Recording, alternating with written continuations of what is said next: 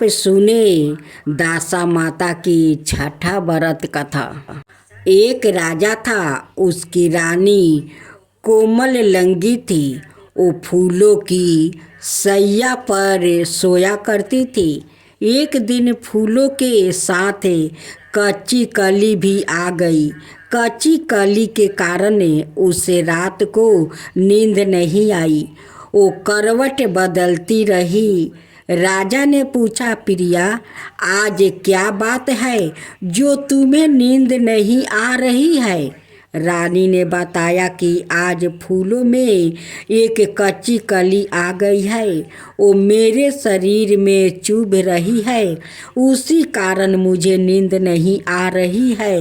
राजा ने शयन कक्ष में एक दीपक जला रहा था, जिसे ज्योति स्वरूप कहते हैं।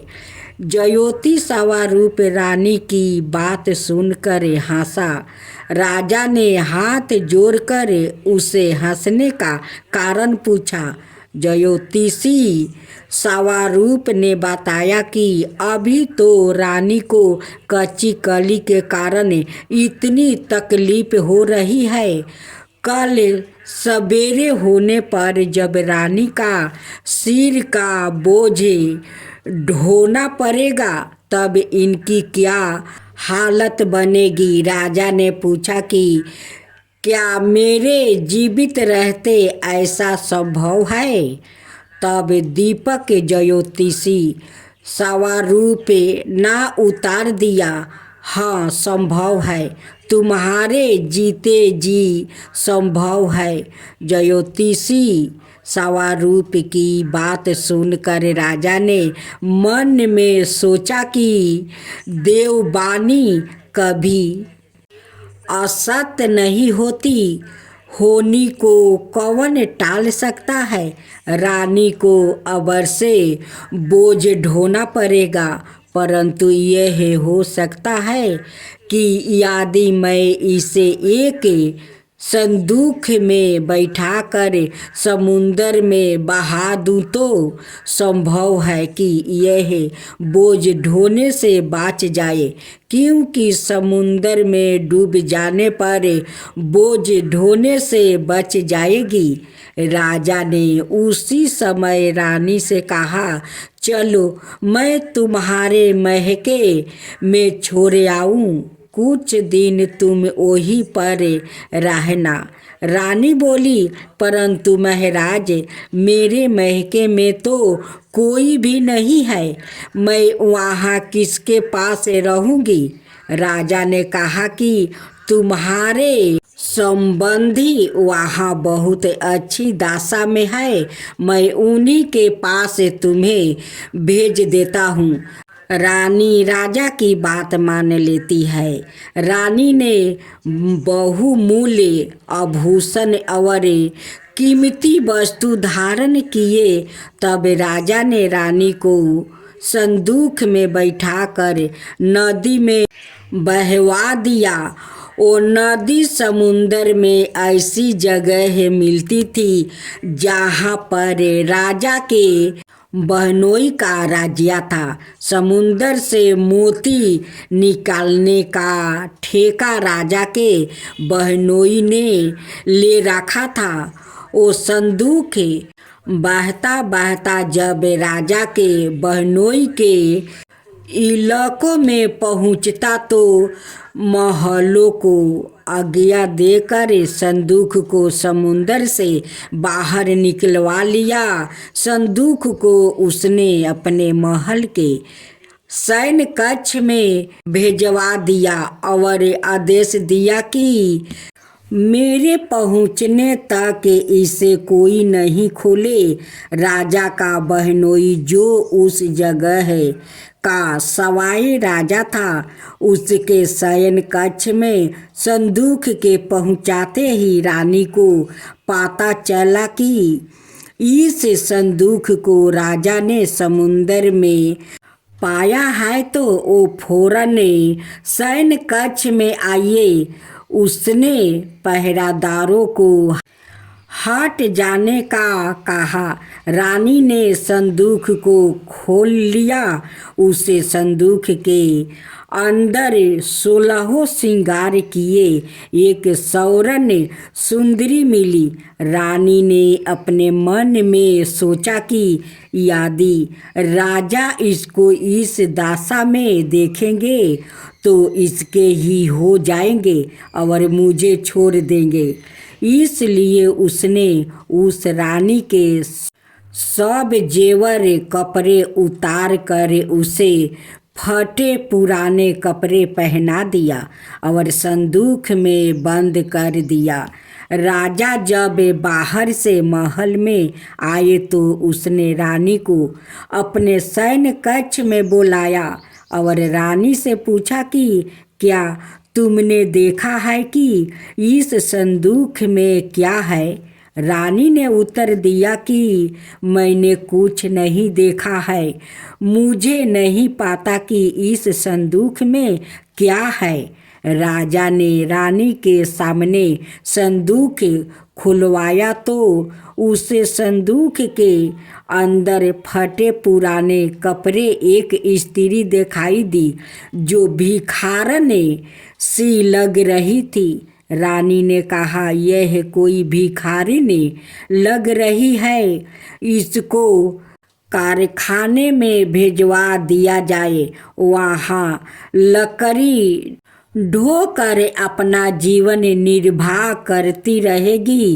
राजा ने रानी के कहे अनुसार उसे कारखाने में भेजवा दिया। एक दिन रानी की सहेलियाँ नदी में स्नान करके दासा माता का डोर ले रही थी।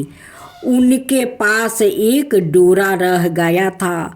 वो यह सोच रही थी कि इस डोर को किसे दिया जाए कि उसी समय लकड़ी ढोने वाली रानी वहाँ आ गई। उन्होंने उसे रोक कर पूछा, बहन, हमारे साथ दासा माता का एक डोर ले लो। रानी ने कहा कि मुझे डोर लेने में कोई हर्ज नहीं है, परंतु मुझे तो खाने का पेट भर को नहीं दिया जाता है। मैं इस डोर की पूजा कैसे करूँगी? वो बोली कि तुम इस बात की चिंता मत करो। हम हर रोज इस जगह स्नान करने आया करूँगी। 9 दिन तक हम यहाँ पर कथा कहूँगी। तुम भी रोज आकर कथा में शामिल हो जाया करना। 10वें दिन पूजा होगी। तब तक दासा माता चाहेगी तो तुम्हारी दशा बदल जाएगी। रानी ने दासा माता का ध्यान कर डोरा लिया। उसी दिन रानी के पति राजा को यह चिंता हुई कि रानी को संदूक में बंद करके बहा तो दिया था, परंतु पता नहीं उसका क्या हाल होगा। उसकी खोज खबर लेने के लिए राजा एक नौका पर बैठकर नदी की यात्रा करता हुआ अपने बहनोई के यहाँ पहुँचा। संध्या के समय वो अपनी बहन से बोला, मेरे हाथ पैरों में बहुत दर्द हो रहा है, किसी दबाने वाले को बुलवाओ। तब उसकी बहन ने लकड़ी ढोने वाली भिखारिन को बुलाकर लाने की आज्ञा दी। उसे कहा, आज रात तुम मेरे भाई के पैर दबा दो। वो बड़े संकोच में पड़ गया है।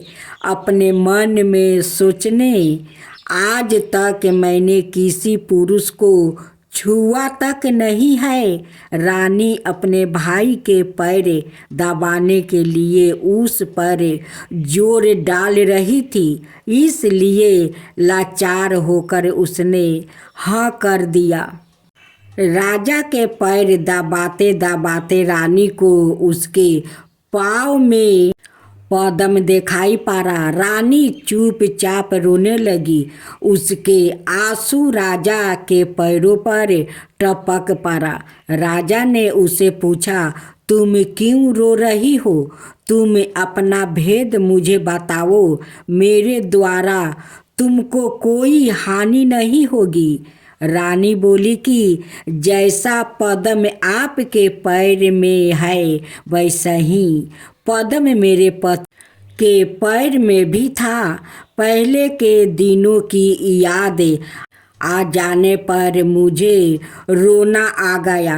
राजा ने उसे पहचान लिया।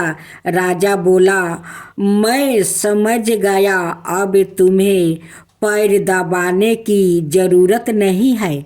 तुम्हारे भाग्य में जो लिखा था वो तुम्हें भोगना ही पड़ा। मैंने उसे टालने के लिए जो उपाय किया था उसका नतीजा उल्टा ही निकला। तुम्हें मेरे जीते जी लकड़ियाँ ढोनी पड़ी।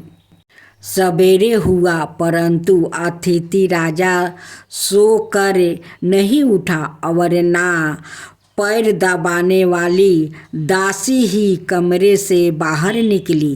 राजा की बहन को चिंता होने लगी।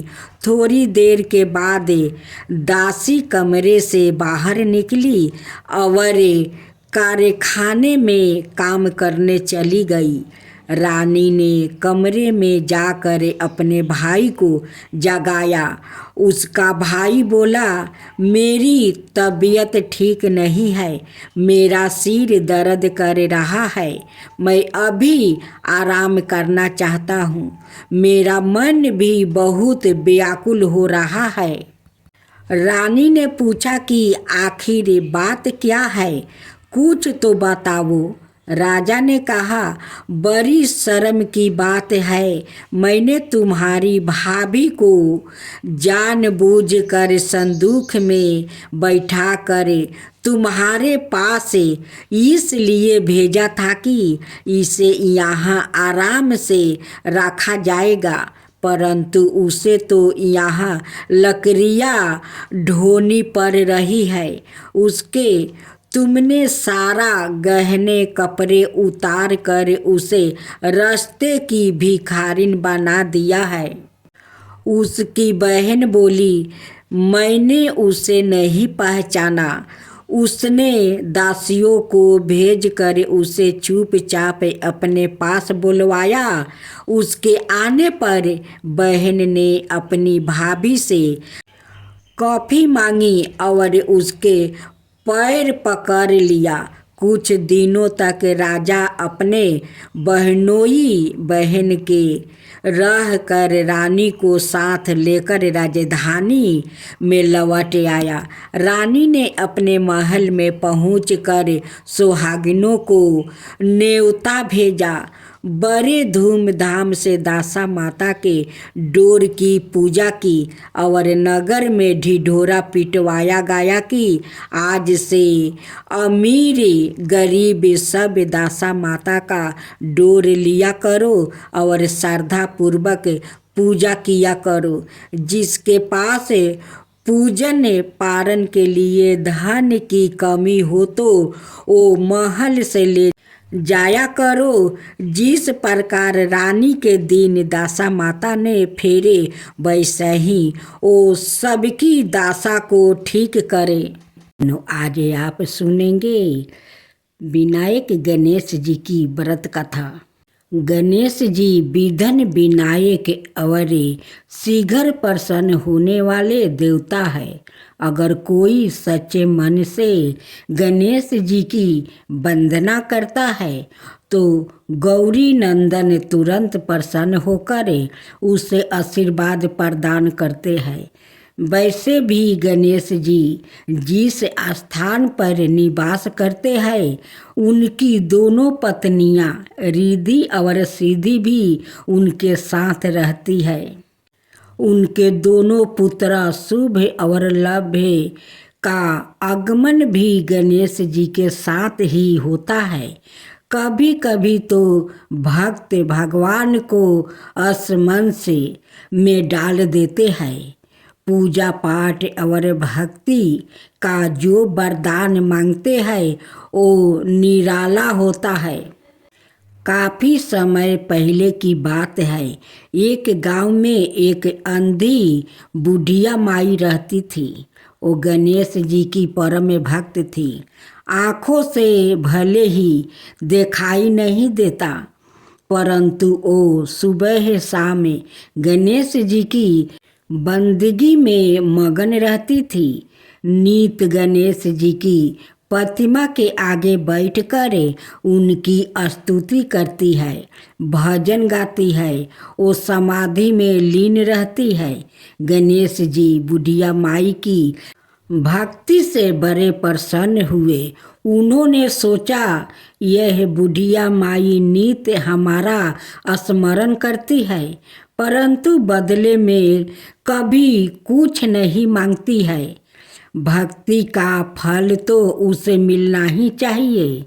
ऐसा सोचकर गणेश जी एक दिन बुढ़िया माई के सम्मुख प्रकट हुए और बोले, माई तुम हमारी सच्ची भक्त हो। जिस श्रद्धा और विश्वास से हमारा स्मरण करती हो, हम उससे प्रसन्न है। अत तुम जो वरदान चाहो हमसे मांग सकती हो। बुढ़िया माई बोली, प्रभु मैं तो आपकी भक्ति प्रेम भाव से करती हूँ, मांगने का तो मैंने कभी सोचा ही नहीं। अत मुझे कुछ नहीं चाहिए। गणेश जी पुनः बोले, हम वरदान देने के लिए आए हैं। बुढ़िया माई बोली, हे सर्वेश्वर मुझे मांगना तो नहीं आता, अगर आप कहे तो मैं काल मांग लूँ। तब तक मैं अपने बेटे और बहू से भी सलाह मशवरा कर लूँगी। गणेश जी कल आने का वादा करके वापस लौट गया। बुढ़िया माई ने सारी बात उन्हें बताकर सलाह मांगी।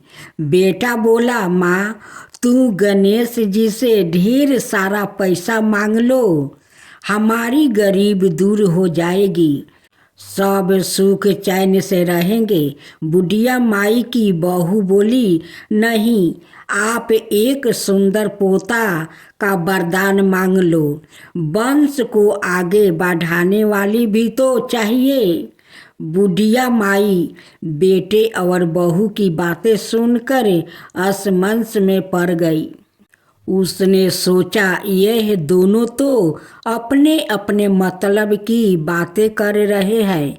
बुढ़िया माई ने पड़ोसिन से सलाह लेने का मन बनाया। पड़ोसिन भी नेक दिल के थी। उसने बुढ़िया माई को समझाया कि तुम्हारी सारी जिंदगी दुखों में कटी है, अब जो थोड़ा जीवन बचा है वो तो सुख से जी लो। धन अथवा पोते का तुम क्या करोगी? अगर तुम्हारी आंखें ही नहीं है तो यह संसारिक वस्तुओं तुम्हारे लिए व्यर्थ है। अत तुम अपने लिए दोनों आँखों मांग लो। बुढ़िया माई घर लौट आई। बुढ़िया माई और भी सोच में पड़ गई। उसने सोचा कुछ ऐसा मांग लूं जिससे मेरा बहू बेटे सबका भला हो। लेकिन ऐसा क्या हो सकता है? इसी चिंतन में सारा दिन व्यतीत हो गया। बुढ़िया माई कभी कुछ मांगने का मन बनाती तो कभी कुछ, परंतु कुछ भी निर्धारित ना कर सकी। दूसरे दिन गणेश जी पुनः प्रकट हुए और बोले, आप जो भी मांगोगे वो हमारी कृपा से हो जाएगा, यह हमारा वचन है। गणेश जी के पवन वचन सुनकर बुढ़िया माई बोली, हे गणेश राज, यदि आप मुझसे प्रसन्न है तो कृपाए मुझे मन इच्छित वरदान दीजिए। मैं अपने पोते को सोने के गिलास में दूध पीते देखना चाहती हूँ। बुढ़िया माई की बातें सुनकर गणेश जी उसकी सादगी और सरलता पर मुस्कुरा दिया। बोले, तूने तो मुझे ठगा ही लिया है। मैंने तुम्हें एक वरदान मांगने के लिए बोला, परंतु तुमने तो एक वरदान में ही सब कुछ मांग लिया है। तुमने अपने लिए लंबी उम्र और दोनों आँखों मांग ली है। बेटे के लिए धन और बहू के लिए पोता भी मांग लिया है। पोता होगा, ढेर सारा पैसा होगा, तभी तो वो सोने के गिलास में दूध पिएगा। पोते को देखने के लिए तुम जिंदा रहोगी, तभी तो देख पाओगी। अब देखने के लिए दो आंखें भी देनी ही पड़ेगी। फिर भी वो बोले, जो तुमने मांगा वो सब सत्य होगा। यूं कहकर गणेश जी अंतर ध्यान हो गए। कुछ समय पाकर गणेश जी की कृपा से बुढ़िया माई के घर पोता हुआ। बेटा का कारोबार चल निकला और बुढ़िया माई की आंखों की रोशनी आपस लौट आई। बुढ़िया माई अपने परिवार सहित सुखपूर्वक जीवन व्यतीत करने लगी। अब